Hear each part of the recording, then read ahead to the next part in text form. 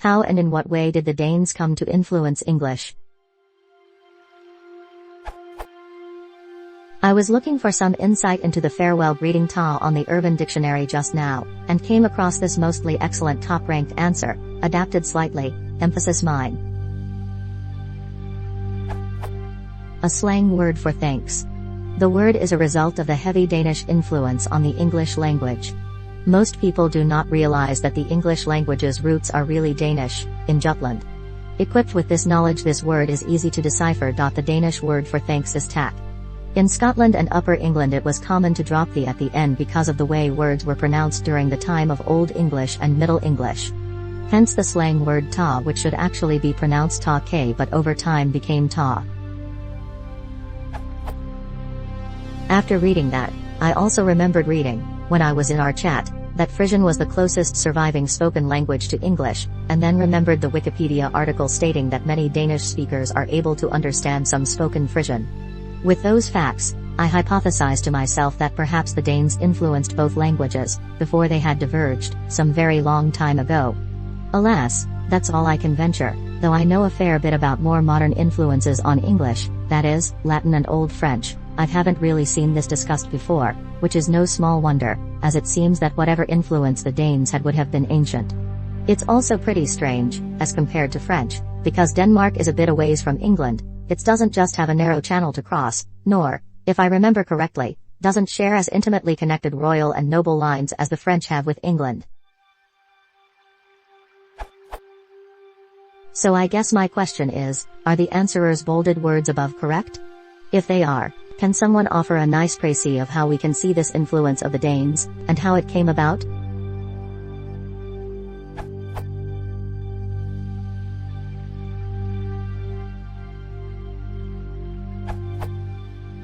The source you cite seems to confuse two different sources of Danish influence in the English language, the Jutes and the Danes.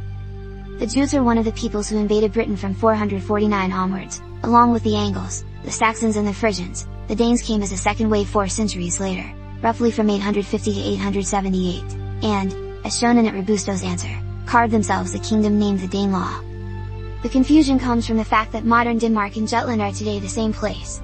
However, it is not certain that the Jutes came from modern Jutland.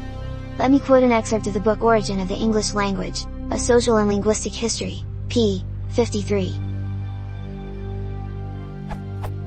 So it was first thought that the Jutes came from what we now call Jutland, the Angles from the western side of the Jutish Peninsula and the east bank of the Elbe, the Saxons from the Elbe to perhaps the mouth of the Rhine. More recent archaeological evidence locates the Angles farther southeast and the Jutes on the coast, near the Frisian Islands off the coast of Germany and the Netherlands. As a matter of fact, the real identity of the Jutes and their place of origin cannot be reliably established just from ancient texts because they contradict each other. Venerable Bede, for instance, often cited as a source, lived more than 250 years after the Anglo-Saxon migrations. If you hypothesize that the Jutes migrated to Jutland after the 5th century, then the Wikipedia article stating that many Danish speakers are able to understand some spoken Frisian makes perfect sense. After all, people migration and splitting was quite common in these times. Consider for instance the migration of Goths, splitting and then traveling to Spain, Italy and Russia, or that of the Vandals, to Sicily through Spain, Morocco and Tunisia.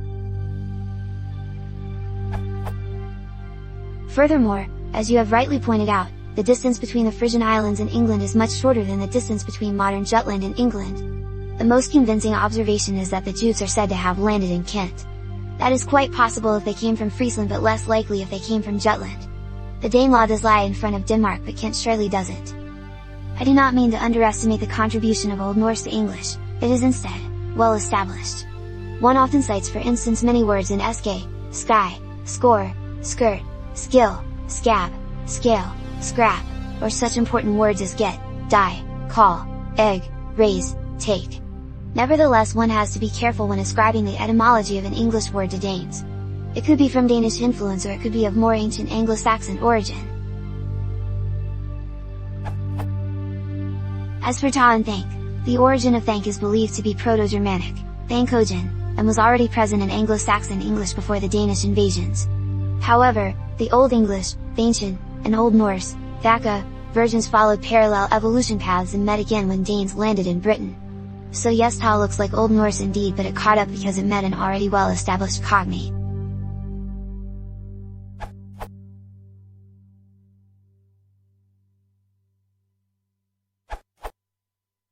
It must be remembered that the Saxon king Alfred the Great, AD 849 to 899, presided over the southwestern part of England in his time, little beyond what were then known as West Seeks and Sooth Seeks, and that for several hundred years the Danes had the rest.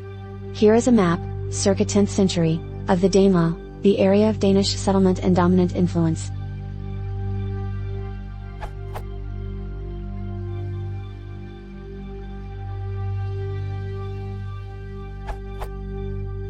In fact, the Norman conquest was only the second conquest of England in the 11th century.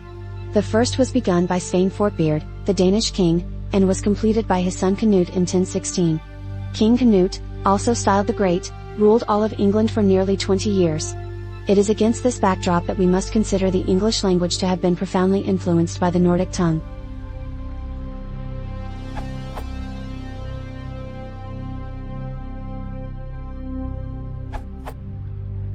A couple more points on the influence of Old Norse on English.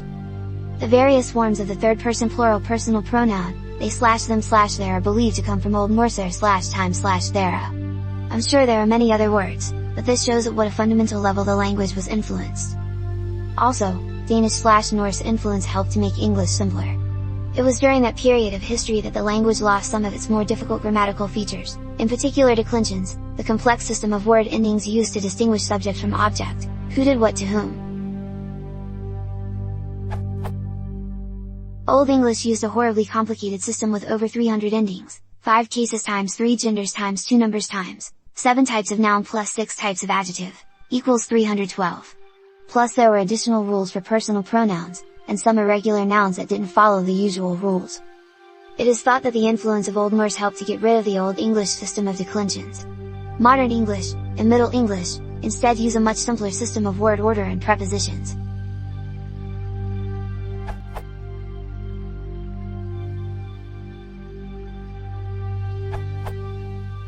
England before 1066, and after, isn't one place. Especially so, northern England was very different historically and literally than the south. Until the Norman conquest, everywhere northeast of roughly London Chester was a Viking country, not an Anglo-Saxon one. This is still obvious in the place names. See for example this link.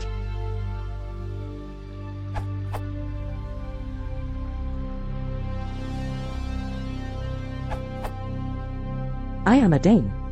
I am not a linguistic expert in any way, but I came across this site and question when I tried to research why my 12-year-old son is becoming so skilled in the English language, without school or myself teaching him in any other way apart than how I myself was taught. I was born in 1970.